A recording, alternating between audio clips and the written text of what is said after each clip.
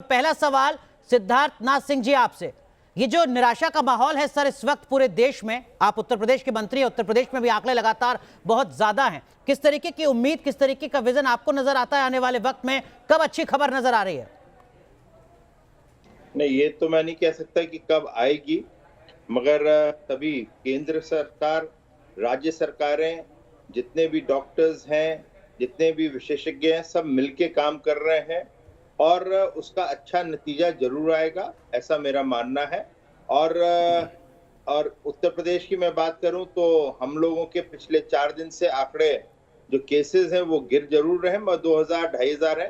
गिरना और अच्छा चाहिए, जब जाके संतुष्टि होती है, संतुष्ट होंगे हम लोग। लेकिन रिकवरी रेट हमारा बेटर हो रहा है, तो ये भी देख रहे हैं। सिद्धार्थ जी, हम तो सीधे सीधे आज जनता को यह बताना चाहते हैं, क्योंकि जनता ना अब ऊब गई है। 1 साल पहले जनता ने जो हाल देश का देखा, उसके ठीक 1 साल के बाद फिर हालात वैसे हो गए, और वैसे भी नहीं हो गए। हालात तो ऐसे हो गए हैं कि अब आंखों से पानी टपकता है, बोलने में गला रुंझ जाता है जब हम खबर पढ़ रहे होते हैं। तो देश की जनता का क्या हाल है, इसका अंदाजा आप भी लगा सकते हैं, हम भी लगा सकते हैं। आज तो हम सिद्धार्थ जी सीधे सीधे पूछ रहे हैं कि कोरोना का एग्जिट कब होगा। हम चुनाव का एग्जिट पोल नहीं दिखा रहे हैं, इसलिए आज हम ये दिखाना चाहते हैं, हम ये समझना चाहते हैं कि एक मंत्री होने के नाते, नेता होने के नाते आप क्या समझ पा रहे हैं?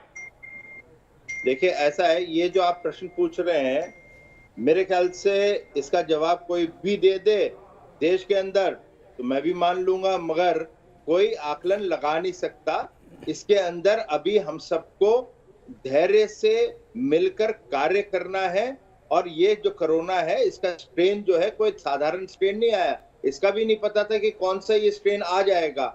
जो कोरोना देखा गया था और अब में जो है उसमें बहुत अंतर है। अब वेव 3 भी आ सकती है, ये इसका भी अनुमान है, मगर वो क्या आएगी किसी को नहीं पता। तो ये स्ट्रेन्स और म्यूटेशंस के बारे में थोड़ा आप लोगों को भी समझना पड़ेगा। जब आप पूछ रहे हैं मुझसे, मेरे हिसाब से मैं तो नहीं दे सकता, ठीक है सिद्धार्थ जी। लेकिन एक चीज ये है ना कि पिछले एक साल सरकार की तरफ से एक साल में जो हम कर सकते थे या जो हमें करना चाहिए था, तैयारियां हैं सर, ताकि जो उत्तर प्रदेश के लोग हैं उनमें एक भरोसा कायम हो कि अगर दूसरी, तीसरी, चौथी लहर भी आती है तो भी हमें बेहतर इलाज मिलेगा।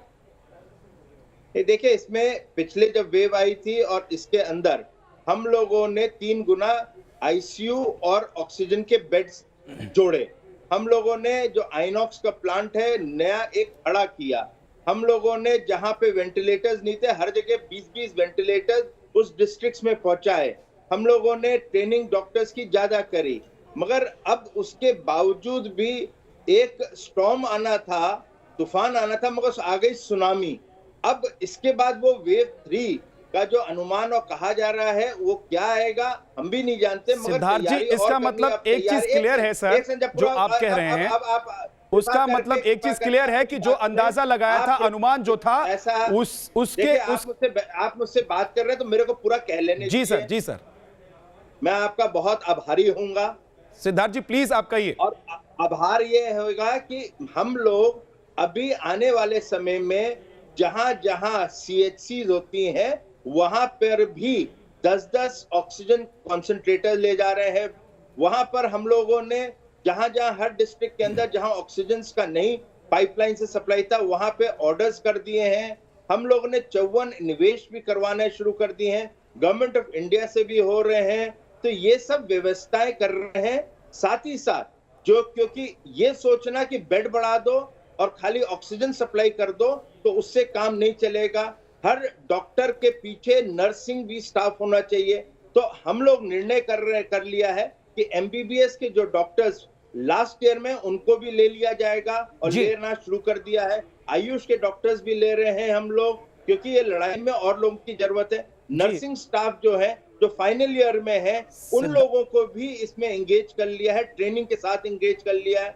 चाहे वो डेंटिस्ट हो, चाहे वो ऑप्थेल्मिस्ट हो, उन लोगों को भी हम लोग जोड़ना शुरू कर दिया।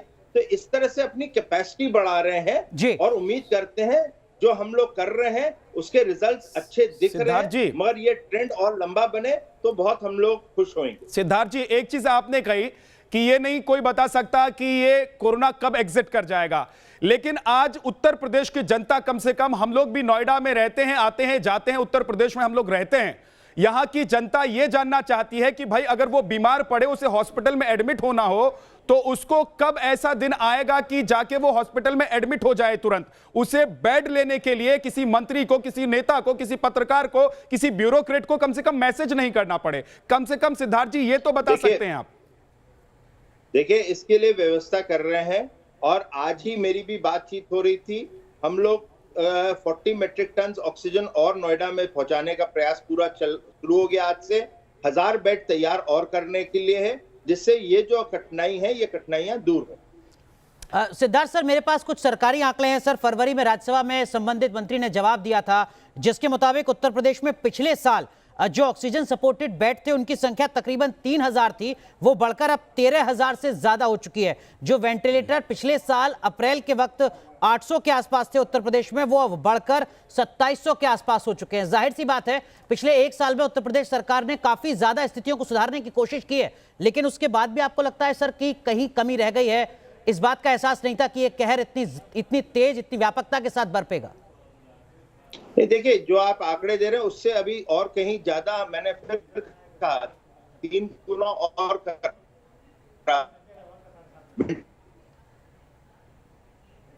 सिद्धार्थ जी से लगता है कि ज्यादा और बड़े हैं जी। मगर ये जो एक जो जिस प्रकार से जो अनुमान था फेज 1 को देखकर कि उससे डबल हो सकता है, वो डबल नहीं हुआ।